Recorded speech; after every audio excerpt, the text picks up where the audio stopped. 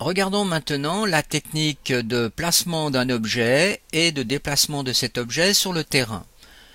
Alors, pour placer un objet, il suffit déjà de sélectionner par exemple ici l'outil objet les maisons.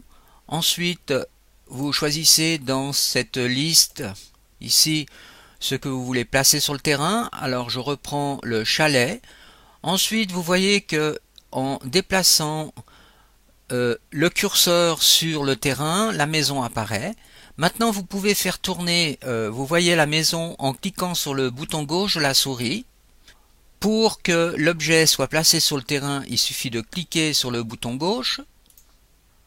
Plaçons par exemple plusieurs maisons sur le terrain. Bouton droit pour sortir. Pour sélectionner donc un objet, il suffit simplement de cliquer avec le bouton gauche sur l'objet. Maintenant, si vous désirez sélectionner plusieurs objets en même temps, vous appuyez simultanément sur la touche CTRL et sur les objets que vous voulez sélectionner. Lorsque plusieurs objets sont sélectionnés, vous avez bien sûr la possibilité de déplacer tout ce groupe, de le faire tourner.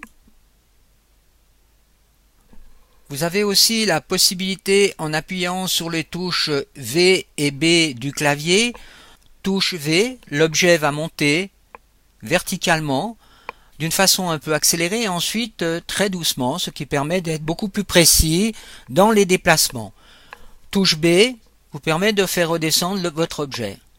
Souvenez-vous que vous pouvez toujours revenir en arrière en cliquant à cet endroit pour annuler les fonctions que vous venez d'effectuer.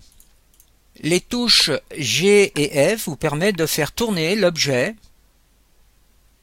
de la même façon que pour les déplacements. Donc l'objet va se déplacer plus doucement, ce qui va vous permettre d'avoir un meilleur contrôle. Les touches N et C vont vous permettre de déplacer l'objet en l'approchant ou en l'éloignant de la caméra. Maintenant, faisons un exemple. Déplaçons l'objet en hauteur.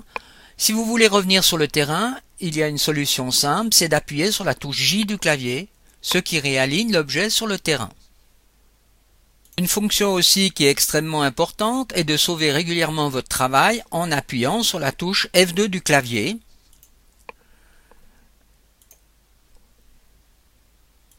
Si l'on désire maintenant passer en mode simulation, il va falloir cliquer ici sur cette flèche orange pour entrer dans le mode simulation.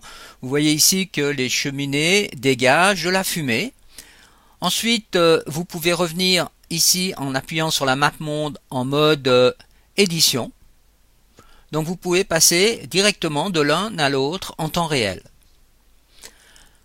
Maintenant, si vous voulez sortir de l'éditeur, quand vous êtes ici en mode simulation, vous appuyez sur la touche CTRL Q pour pouvoir retourner à l'écran principal.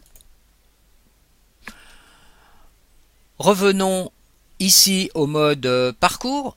Alors, dans le menu parcours, si maintenant je désire supprimer cette route que je viens de créer, il suffit simplement de la sélectionner et d'appuyer sur la touche Delete et ensuite de confirmer que vous voulez supprimer ce fichier.